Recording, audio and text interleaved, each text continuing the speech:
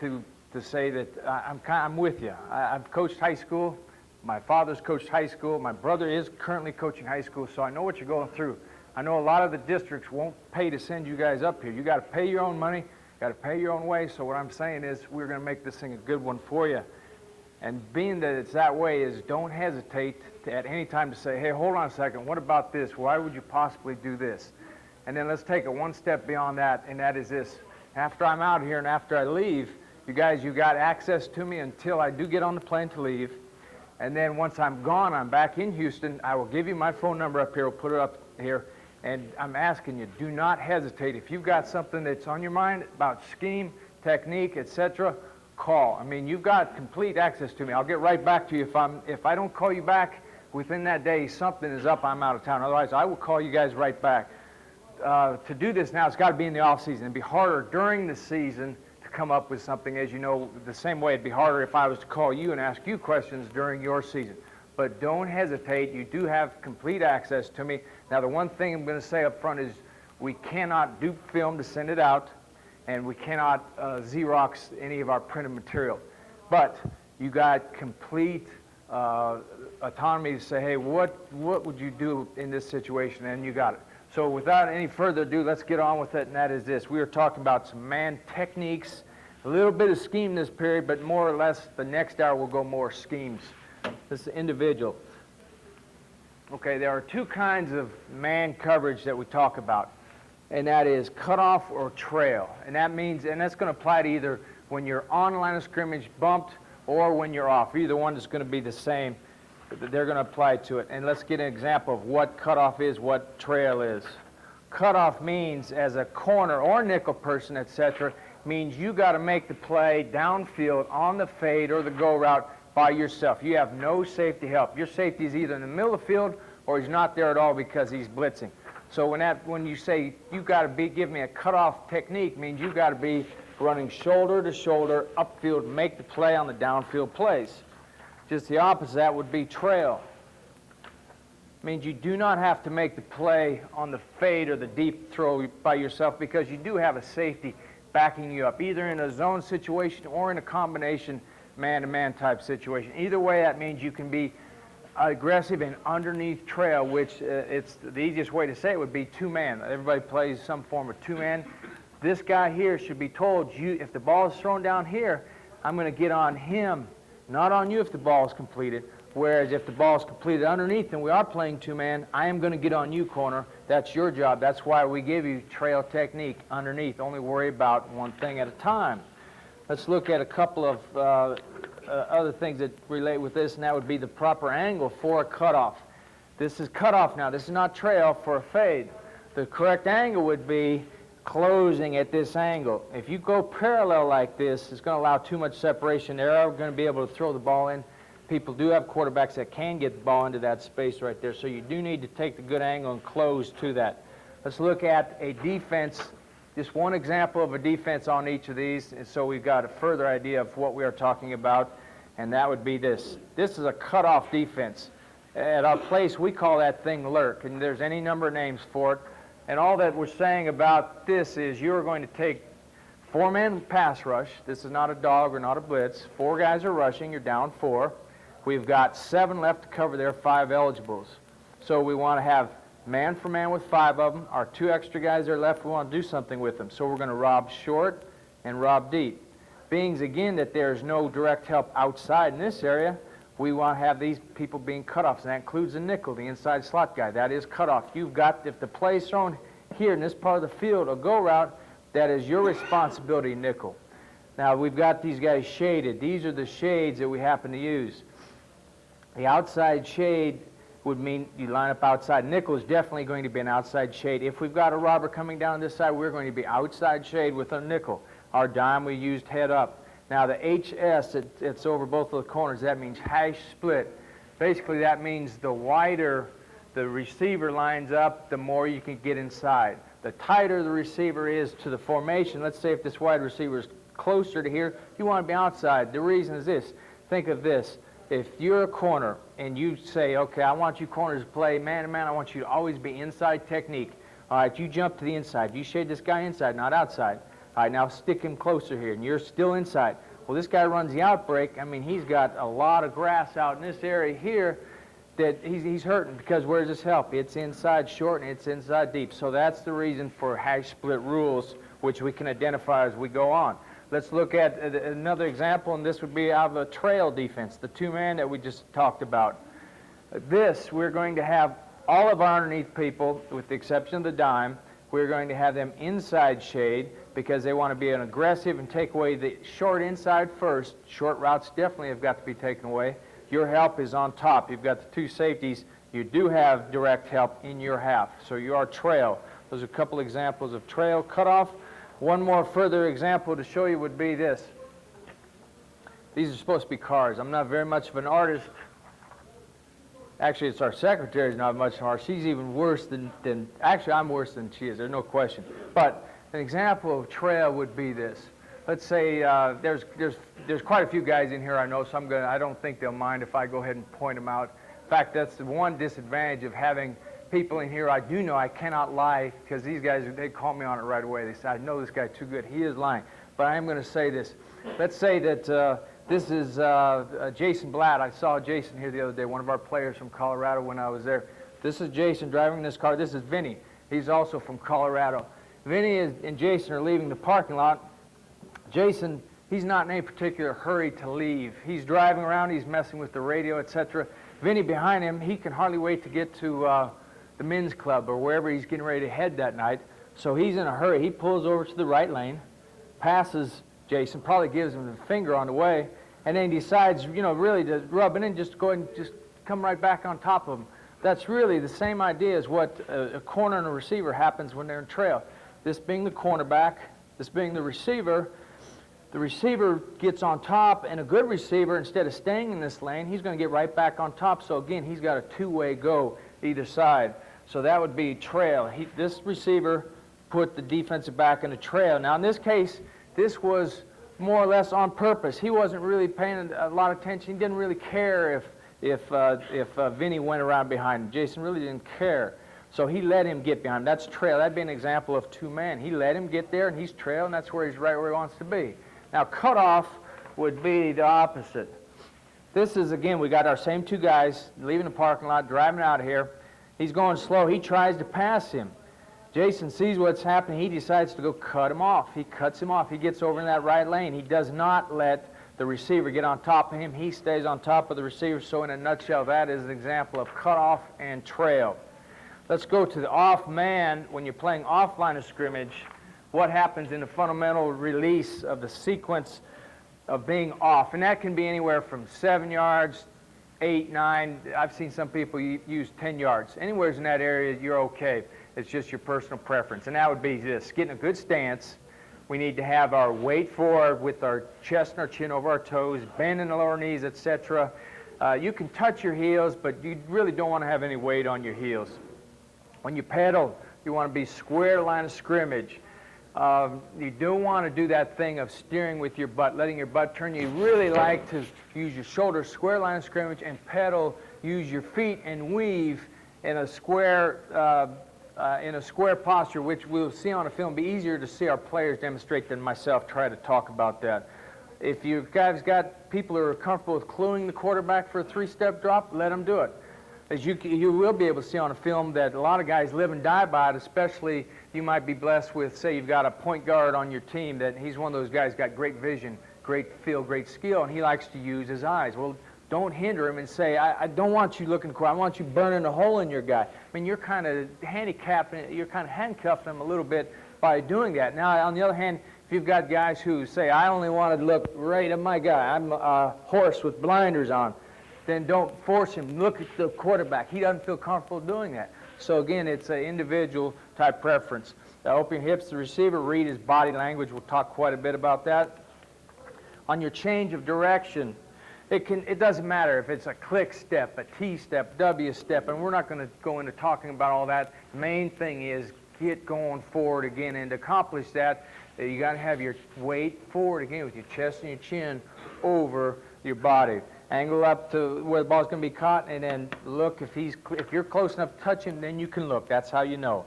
Let's talk about the breaks when you're off. There are 3 kinds, and 2 of them are bad. Rounded. This is what you see when guys are they're first beginning to play for you. They're going to break a lot of rounded breaks. That's the worst. Straight across, that's the average. They're getting up there. The break you want to shoot for, guys, is back pedal and the angle up break. That's the only one where you're going to get your hand on the ball and stop the completion, is to angle up on your break. So stress that very much with with your guys. Bump fundamental sequence. And these are going fairly fast, the reason being this: we want to stay on time, get the stuff introduced, and get the film on time so we get you out here at your break on time. Now, if there's something that you don't get written down, they're in between this session and after our second hour, my overheads will be here. You're free to come up and go through anything you want, copy anything you want down. As long as I'm here, you got that, so that's not a problem that way.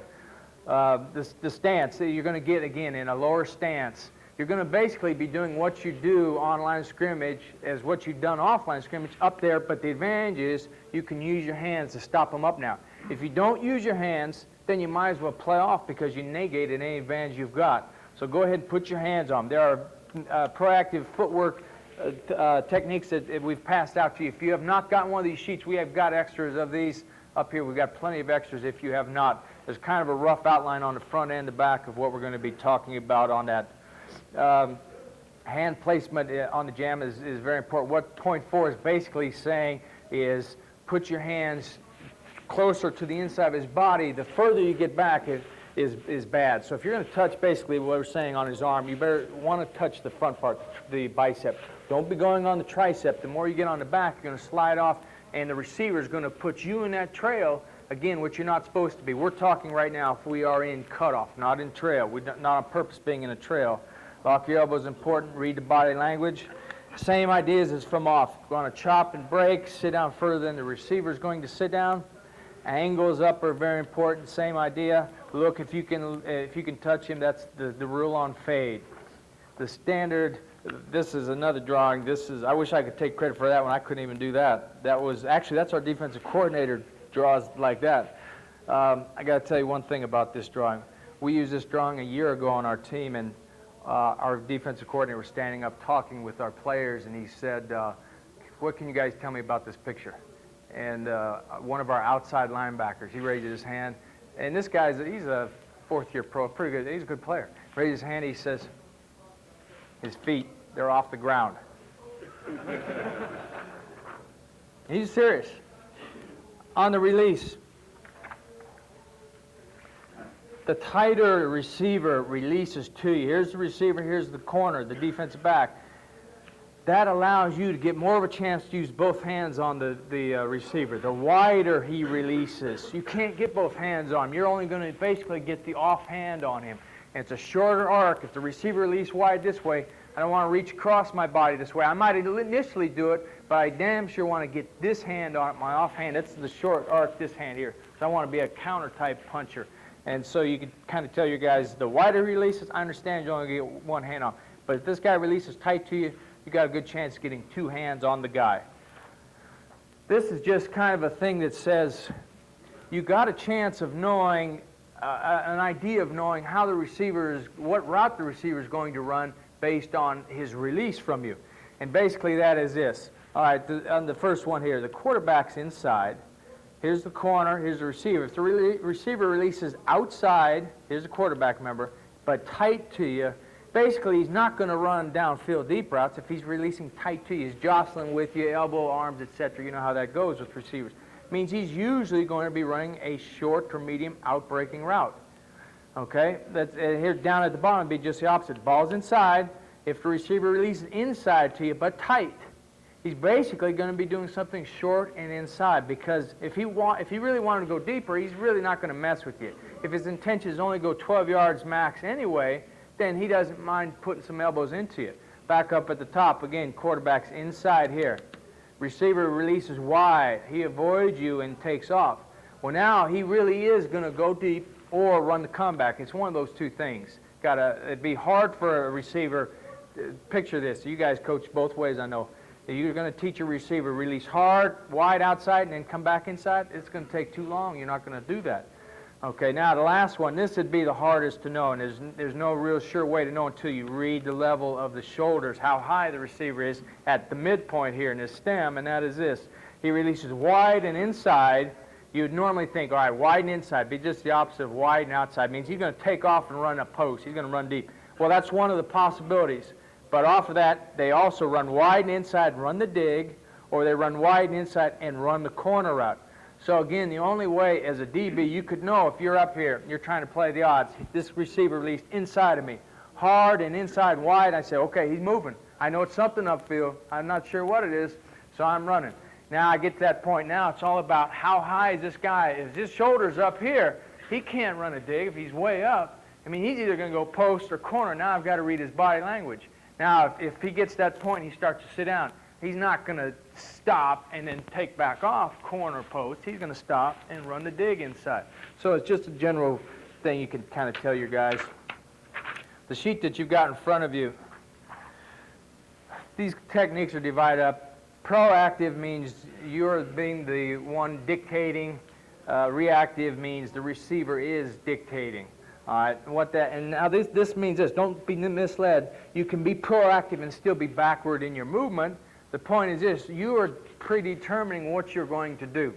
So these all would be examples of proactive. One-hand jab would mean I'm turning, and on the snap, my plan is I'm going to put one hand into your chest, into the middle side of your pec, whichever side I'm trying to take away, left or right. If I'm going to do stagger jam, the reason I'm going fast on these is the film will explain this better than myself explain this. Stagger jam is the one that you see when you turn on the tube and see Deion Sanders up there with his feet spread apart. That's the stagger jam.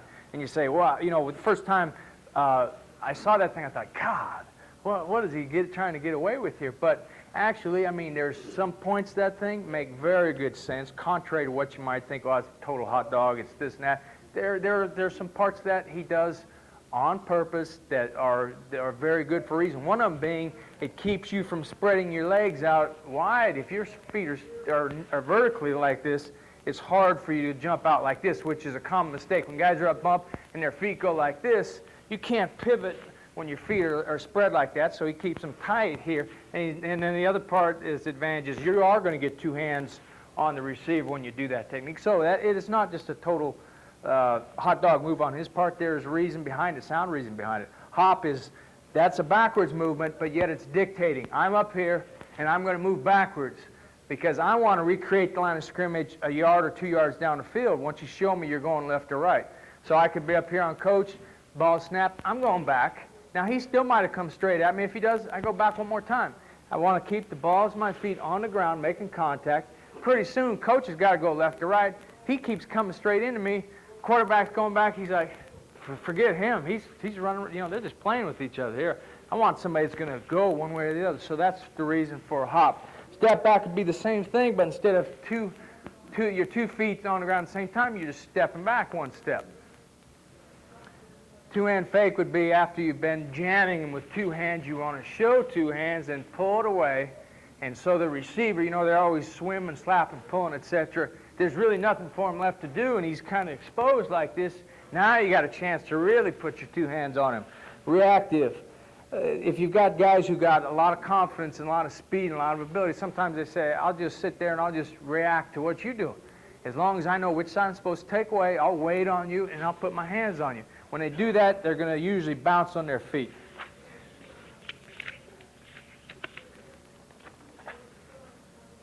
How do you know how wide to line up? Remember that thing that we showed that said HS, hash split on the corners? We said the wider he is, the more inside you line up, or the tighter he is, then you line up outside of him. Okay, these are just examples of something we used a couple years ago. And there's as varied as there is anywhere that you want to be. And the basic thing is this, is don't feel you have to have numbers where guys have to memorize certain numbers. You don't have to be that way at all. It's hard enough to get our guys who we got a lot of time with to learn the numbers. Basically say, hey, if the guy's way wide, I want you inside of him. If the guy's tight or normal split, I want you outside of him. And the reason is this. It drives you kind of crazy when you just think of man coverage has got to be inside technique.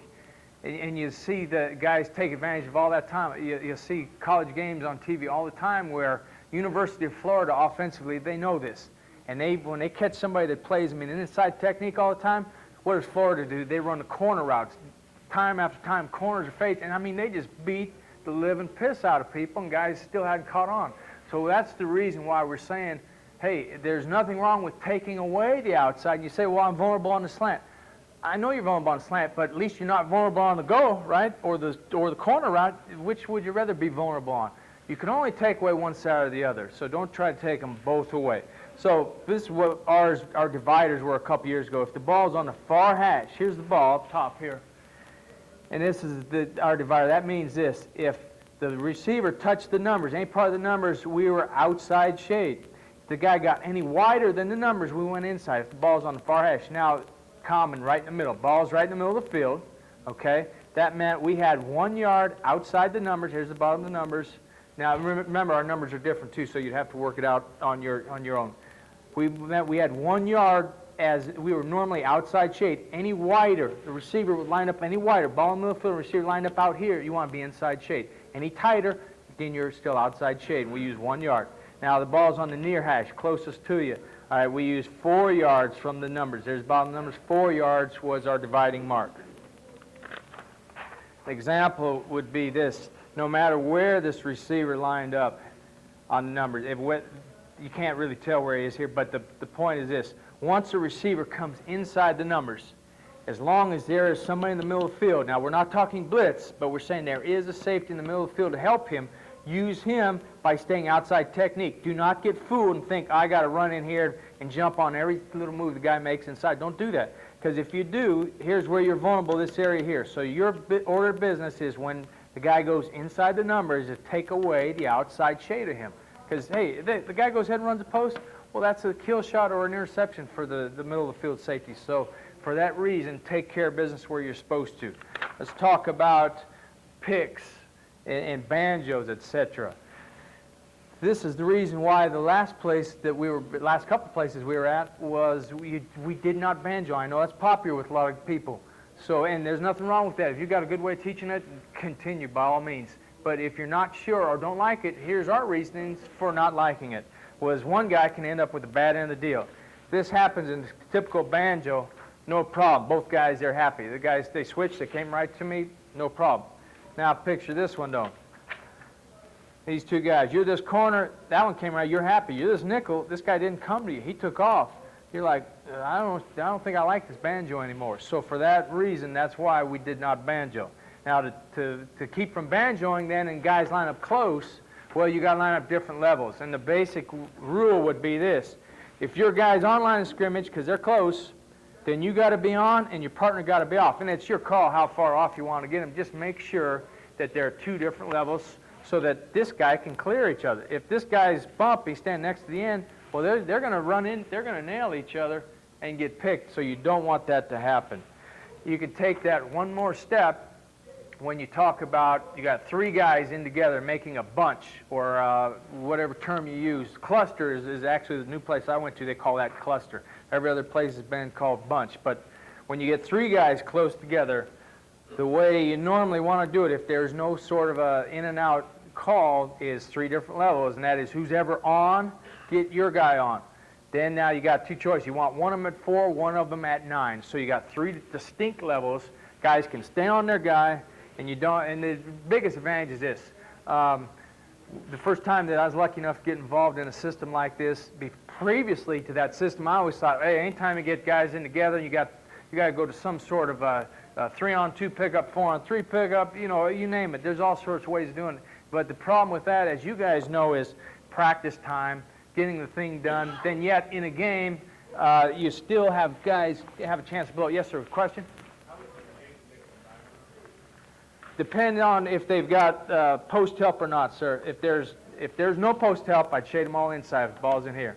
If there's post help and they're all inside the numbers, so say the numbers are here, because a lot of times bunches are going to be here.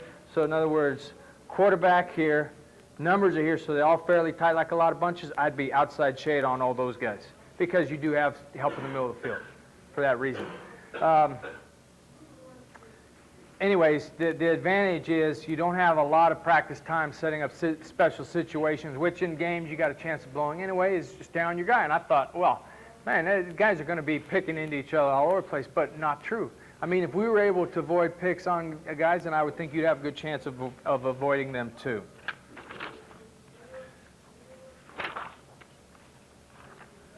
Okay, let's go. We'll hold off on that 1 second. Let's hit a couple of things first, make more sense. Half the time in man coverage, you're going to be in bad position. I mean, it happens to the best of them. So you got to put a huge emphasis on finishing. By finishing, that means whatever it takes to get that ball out. And I know that you kind of talk about it, but I mean, man, you should see how big of a part of a game that is in a corner's arsenal. Guys, it's like that saying, the play can start off ugly as long as it finishes pretty by whatever it takes at the end to go after the ball, rake that thing out. You got to put emphasis on that, because corners, they can't give up to the very end. They got a chance of hustling, getting that ball out, which we will see on that thing. Okay, the most important rule in man coverage is take away that side you're supposed to take away. Don't try to do both sides. Remember, don't get beat across your technique. And this part here is very true. The longer you're around it, you kind of see it, and that is this. Become a great body language reader. The better that he can read what the receiver, it looks like the receiver is going to do, then the better off you're going to be. And that is a skill, and it's something that is neglected. But you got to teach your guys, as the receiver's running downfield, does it really look like he's going to go, or does it really look like he's going to run out? I mean, you got to have all kinds of clues. And the best way to do it is your natural point of view is going to be the hip. As you're running down, you want to look at his hip, and that way it can kind of let you peripher the upper body and peripher the lower body for clues. When I say clues, his upper body clues can be his head. Is it up high? Is he looking back for the ball? Is his shoulder? Is he running, or is he starting to squat down? Look at his feet. Are they really? If they're starting to chop a bunch, well, he's not going to go. Now, if his feet are striding out, I mean, it's because he is going. So you want to be a hell of a body language clue reader to get that thing done. I'm going to put this number up here before we start this film so you people will have it. That is it in Houston. Remember, during the off-season, I'll call you back within the day. Guys are back. I mean, now body language, that looked like he was going. I mean, the receiver really legitimately looked like he was running a go route. He wasn't, though. It was just a good route by the receiver, especially with his head. You're going to see what makes him look like he's going to go, and that's going to be the receiver's head. He's going to look back like he's looking for the fade. He says, okay, he's going. But at that last second, he caught a glimpse of him. Now it's all about what kind of an angle. Grab his elbow and have a sharper angle up than what the receiver's got up.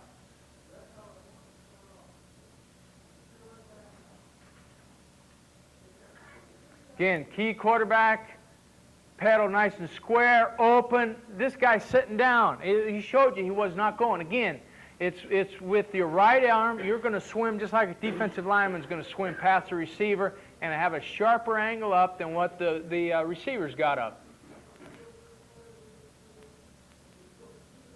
Key quarterback, pedal square shoulders. Receiver showed you he was breaking.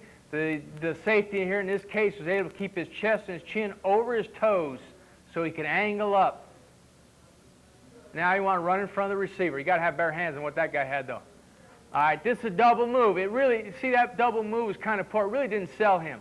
Now, remember, you can look if you can touch. This guy's leaning. Lean, lean, lean.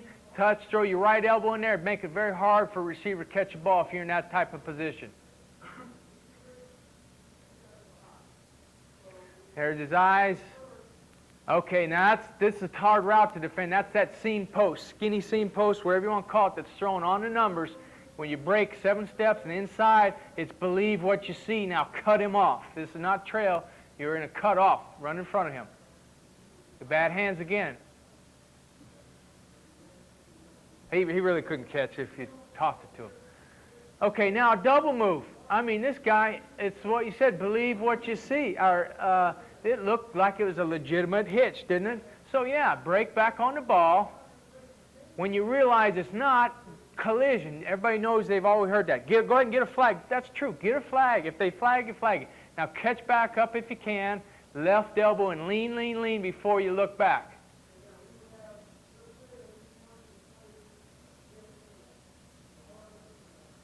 Eyes inside. There's a three-step, and that's really about as good as you can do on three-step. To intercept or knock a three-step down, something's got to be off, terribly off. Now let's watch footwork on three-step.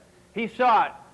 Stick one foot back, short, now drive forward. His arms make a little arc, but it's the weight going forward. Now he's rounding that kind of bad, but he is driving forward on the thing, and that's really about all you can do when you're playing off. Vision. He sold him inside. He's really running an out break. That goes back to taking away the outside. This corner in this case was taking the outside away. He sold him on the fact he was breaking inside. He turned his hips over. At this point, because of the head look, now he says, aha, it's a fake. He's really coming out. Flip the hips completely around and then angle up. Let's see his angle up. That's the whole key. And remember, it's finish. Oh, this guy had a better chance at the ball. It's finish.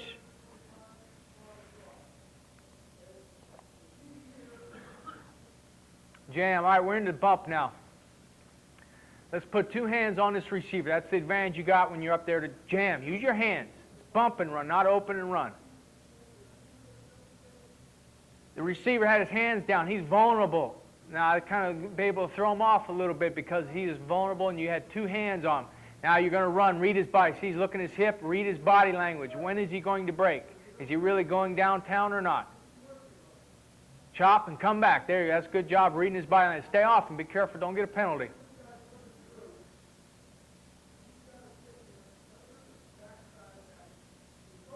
Okay, good. Two hands. Able to he shot his hands both up high. Now, if you got there, you're able to lock the elbow. You'll get some power, and if you can lock the elbow. Now you're in a cutoff. You got it made. Don't let him back underneath you. You're in good shape. Look when he looks. Good. Touch. Look when he looks.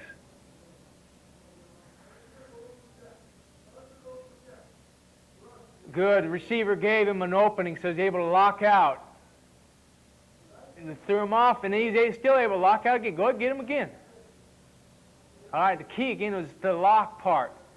Yes, the receiver got in front of him, but the throw-off part, because of the jam, threw off the receiver. Stagger jam is one we talked about, where your feet are going to be staggered. Now, the key here is you can see the ball being snapped, which is the only one you can do in bump like that. You watch the ball snapped, and you can beat the receiver to the punch, which you can see his feet are staggered. He got two hands all over me, locked out. Now, read his body. Put your right hand back, left hand on him, excuse me. Read his body language. Now, you can't tell it's coming because his feet are square. Now he's going to step up into it. So that's a good way of just disguising your intention as a corner. Step up into it. Two hands stagger.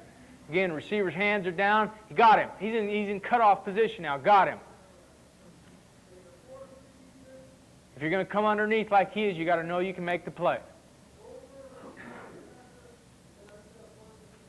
Watch the ball being snapped. Same thing. You got an advantage when you got a guy who's got confidence in himself. You can make plays on receivers. One thing we cannot teach you at our place apparently is hands.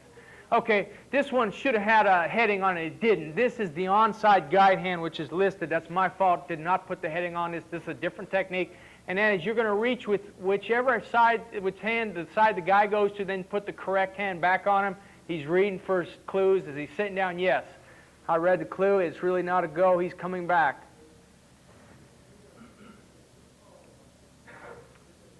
All right, so he used his right hand. He wanted to get his left one, which is the correct one, back on as soon as possible. Stop him up, put the good hand back on him, the short arc on him. Now read his hip. Read what he's going to do. Okay, and then it's all about angle back up. One hand jab, that's predetermined. You're going to that pec of the side you're taking away. In this case, the guy's outside shade. He'll be using the left hand to that pec. So on the snap, that was his plan. It wasn't just something that happened spur of the moment. He knew he wanted to go left hand to protect on that left side. He was supposed to take away the left side. Now he was able to get his right one back on him. He's getting a little high there, but you got to be careful within that 5-yard rule of touching a receiver. That's good. You can touch when you can look when you can touch, which he was able to do. That's it. Move, jockey your stance around. Good. There, he's taking away outside. He went to that pec on the receiver. It caused him to bubble pretty hard. It's able to let the defense back go cut him off now. Stick your, there you go, right hand in before you look. Cut him off. Pretty good shape by the receiver, or by the defensive back. Mirror. This is where a guy's got confidence. He's just going to wait on a receiver. He's going to move his feet and stay in front of him, but he's got to stay square shoulders. That's key with the defensive back. Notice he was square shoulders with the guy. Now, what's he going to do? Okay, it didn't look like he was going anything but an in on that route, so he's able to just go ahead and run the route. There's a good stance, by the way. Good. He showed him he's going inside. Wait. Come. Be careful. Don't touch him. Okay. See, he changed up stagger. Show stagger and then go something square up. Go ahead and change up prior to the snap. Wait on him. He shows he's going here. Put both hands on him. Now you can see he's coming back inside. As long as you keep your hands up in high and you're a strong guy, then you got a chance. This is the one where you're going to show two hands, but you're just faking it. You're waiting for him to make a move, and then you put him back on him.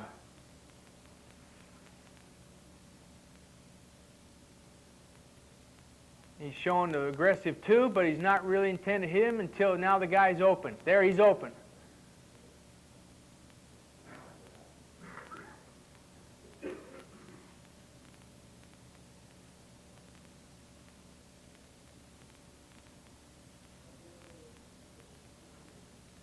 Flash it. Now his chest is open. Go. Got him. He had a lot of opening on his chest. Now cut him off. Right hand. Okay.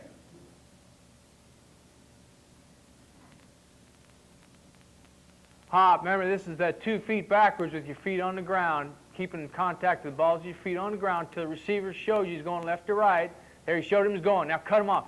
Onside guide hand, put the correct right hand on him. Okay, he's coming underneath. Not a real good job body reading, but go ahead and quick turn, come back around. This guy really should have read his body a little bit better.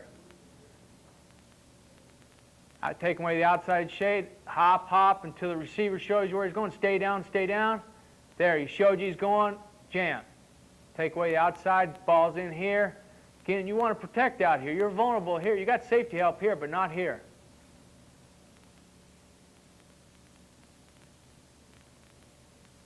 Hands-on is what happens when down the field. You want to be able to touch the receiver's thigh, put your elbow in him to be an advantage to yourself. And this, you're going to see this guy's going to use his elbow, kind of pull yourself up in front of the receiver.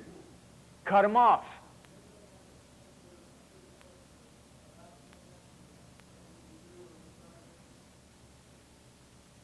So you can see the receivers are going to push us as much as we push him. This guy's got to get his right hand. There he is. Go to the thigh. Thigh and then elbow. There you go. You're in good shape. Now it'd be hard for a receiver to make that play.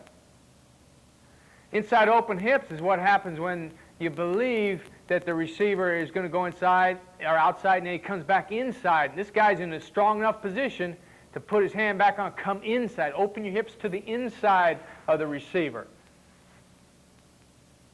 And finish. It's all about finish. Same thing. Shows you he's going outside. He's really coming inside. It's all about, it's up to the DB to see who's tougher, who wants the inside more on this case. He thought he was going outside. Now he knows he's really not.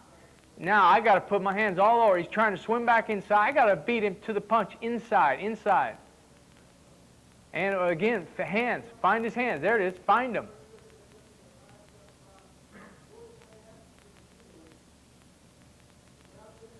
What happens now if you've opened too far, now you got to go ahead and quick turn. He believed he was going outside, but he couldn't open his hips back and he went too far. He didn't have a strong enough position with your hand. So now you turn your head and you quick turn. Now you got to know the angle of the receiver. The last second you saw him, it's the same thing. Hands. There, go for the hands.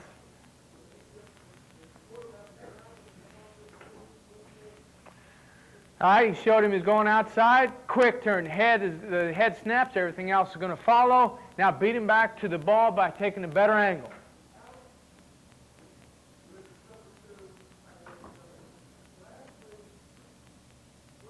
Quick turn. What's he doing? Oh, okay, I know what he's doing. He's gone. Now I can look back because I can touch him. Undercut. Hey, if you get beat, this is that little sheet we showed you of where the odds are the receiver's going. This guy got beat bad. If you get beat bad, play the odds and go to the side the receiver release. I'm going to say it one more time. If you're beat on line of scrimmage, play the odds and go to the side the receiver release. Because again, receivers don't have time to release the opposite way they're really going. He beat him, hit bad the outside. This guy, nice job, corner. Lean, lean, lean, touch, touch. Now you can look. Okay, it'd be very hard for him. The guy would have to make a great catch in that position if you can lean all over the receiver. Now, if the guy goes wide or it's an underthrown ball, see, he's pushing off wide, wide. See, it's underthrown, underthrown. You can't look back this way. You got to look into his hands. That is correct. Anytime the ball's underthrown or a wide fade, do not look back to the quarterback. Look into the receiver. Go to play his hands, up to the receiver's hands. See, if the ball is close to numbers, it's going to be a wide fade. See how wide he is? Don't look back this way. Keep looking at him. Go to play his hands.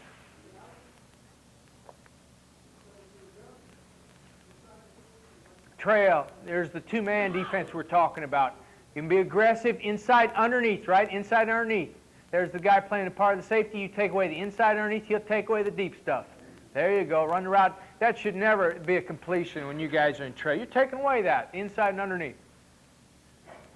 All right, ball's in here. Take away inside and underneath. See, now change your stance. That's it. You can change up, show him something different, give him something different. On inside and underneath, be a yard and a half behind. He's a little too close, guys.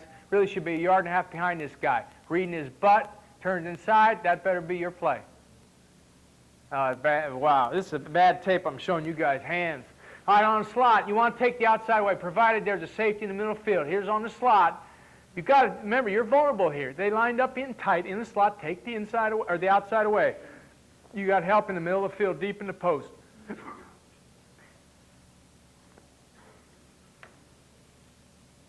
There's the inside. Take away the slot. You can see all that area here.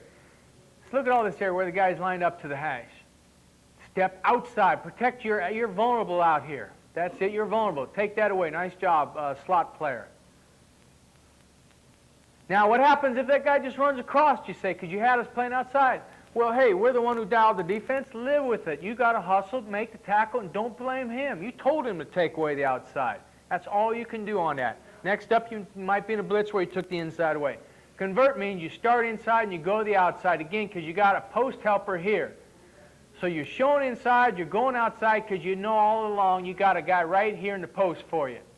So start inside, go outside. Be careful. You're going to have to say where the corner's got to be careful when he goes around his feet. Can't get caught up here. Now you take away the vulnerable area by this.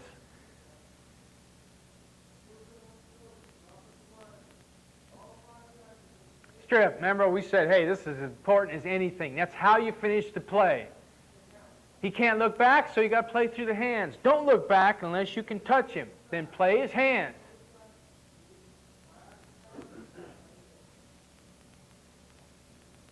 All right, the guy's beat bad. He got put in the trail, didn't he? Watch his hands, slap his hands. That's a good drill you guys can do. Don't let him look back. Just throw a fade and let him slap the hands as the ball comes down.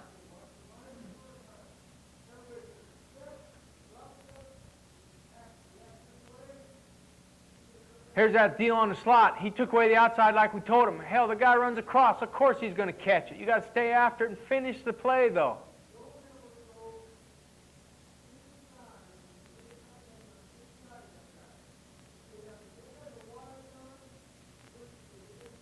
Good jam. Two-hand jam. Don't let him off to begin with. Nice work. That's a good job by the safety.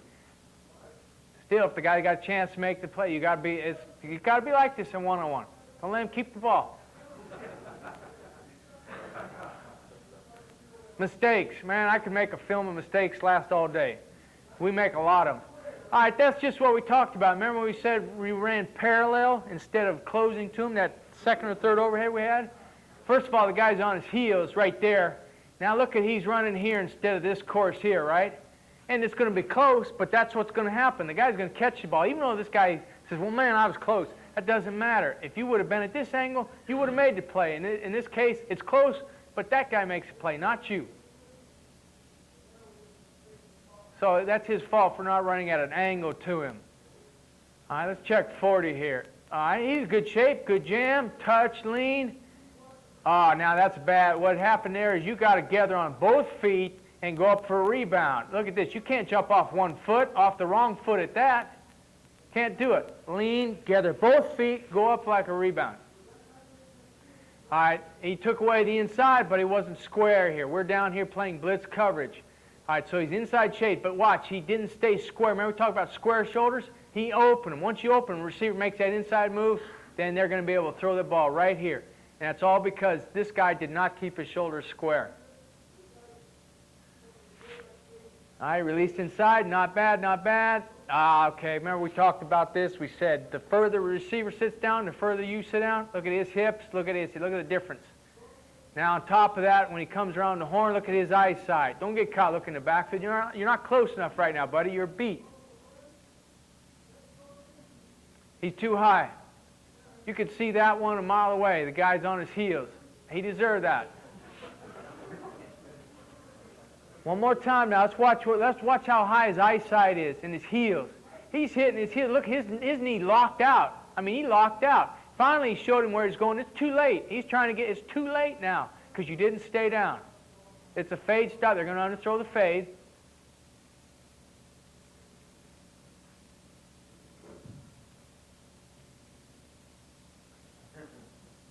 This is the deal about widening your feet. Now, this guy's doing a good job with his angle. Remember we talked about closing the angle? He did it now. He did good work here. But watch his feet, what happens when you spread eagle. Imagine trying to pivot. Look at your feet. You're going to try to pivot and open this foot here to run with this guy? No way. You can't spread your feet 3 feet wide. It ain't going to work. Angle, angle, angle, angle. A little too late. He got in trouble on the snap. Now, here we'll be doing the same stuff in games, not just practice. There's the quick turn we showed. The guy believed he was going outside. He came inside. Quick turn. Snap your head. The rest of your body will follow.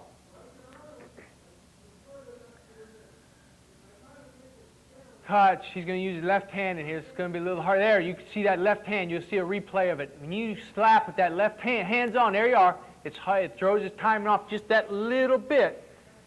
Now there's the same thing. He's going to use his other hand. See his left hand on that one? All right, you'll see another replay where, again, you can throw a receiver's timing off just by a little move right there, which really does, they don't get flagged on that. You don't see any flags coming down. And now, if you make something flagrant, yes, but I'm saying you make subtle moves down low, no. Now there's a good shot of his eyes. His eyes are inside till the snap, then back on him.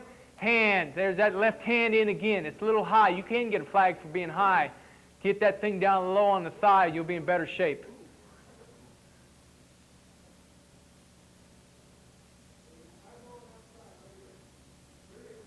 Here's an example of 2 different styles. There's a guy weighted on him. Here's a guy step back. There's different ways of different folks. There's a guy on, a guy off. See, step back, and this one weighted on him, mirrored him. Just let your guys, whatever they're comfortable with, don't shove something down their throat. They're both in good position.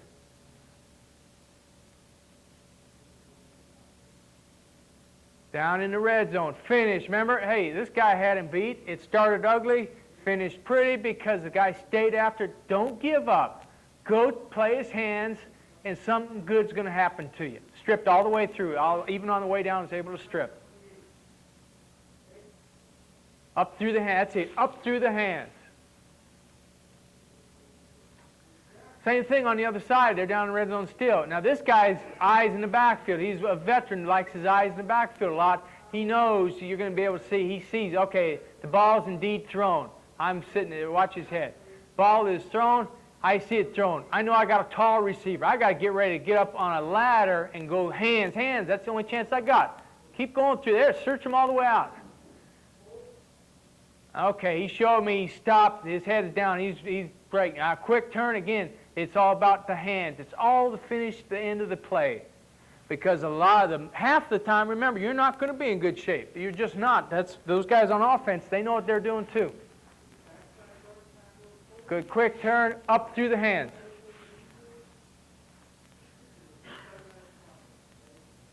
Outside shade, see the slant thrown. As you come in, be careful. Don't get a flag. You'll see the timing of it is critical with the right hand coming inside. All right, we'll be able to slow it down and show you. The guy gets there a little early, so don't make contact. Wait and snake it. You got guys who, I know you got basketball players who got that kind of skill. They can do that thing. As long as you talk with them about it, they can get the thing done. taking away the inside again. His shoulders were bad, just what we said. But again, he finished pretty by going hands. It was the same mistake we saw earlier when he was afraid to keep his shoulders square. He was a young guy. But go play the hands and good things will happen to you.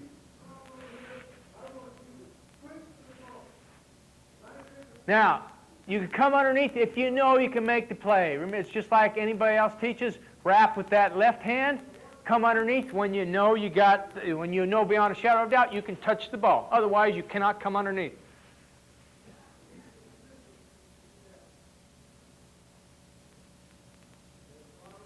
All right, he's outside shade. He's showing a slant, jam. Now, again, you can come underneath if you know you can make the play. We'll slow this one down a little bit so you can see on the release what happens. His feet are stepping back. He's going to use left hand to the pec, which we like. Not on the back, remember, on the pec. Now angle up. You know where he's going. Now can I come under? Yes. Wrap with that right. Strip with the left. All right, he's off. Well, there's no sense in pedaling because the guy didn't release upfield, right? Now, a lot of times this is going to happen in a bump situation. In a bunch situation. See these guys all bunched in? Wait on the guy. The guy would have been a fool if he would have backpedaled. The guy wasn't going anywhere.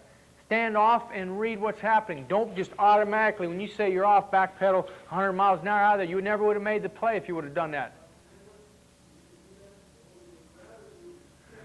All right, outside release. This guy never got his hands on him. He was afraid to look back. Sometimes that happens. Tell him, put your face mask on his face mask. Go up, try to kiss him almost. Face mask to face mask. It's going to be mighty hard to throw the ball in there when this happens. He should have used his hands, but he didn't. But at least he did not let him catch the ball by leaning all over face mask to face mask.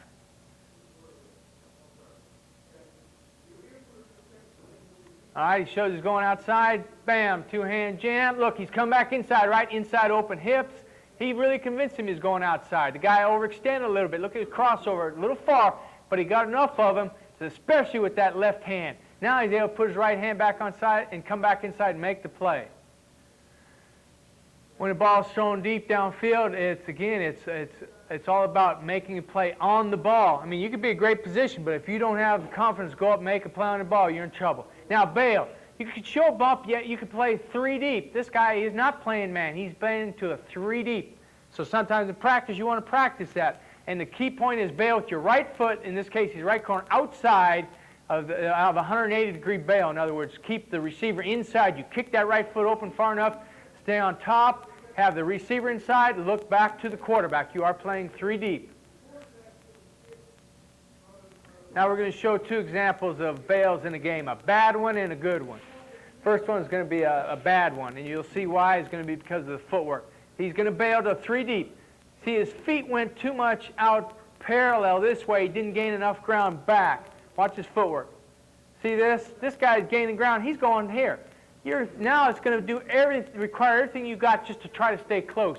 It's not going to work. You got to be up. When you bail, don't mess around. You're out of there. Tell you guys, when you're bail, I don't want no mess around. You are gone. You're on top of the guy. No going out parallel and then trying to run. That's what gets you in trouble, and that's what killed 29 on this particular play. Now we got one example of a good bail. And the difference is an older guy. Maybe you got a senior versus a sophomore. The senior knows to stay on top. Kick that foot past 180 and stay on, keep him inside. Look at the quarterback, periph him, feel him. He's inside him. And stay on top. Don't mess around. You are playing 3 deep, not man. Guys, we have is it 10 minutes? Yeah, we'll take a break, about 10 minutes. We got a 10-minute shot. I'll be here for the 10, and we'll get going on some zone.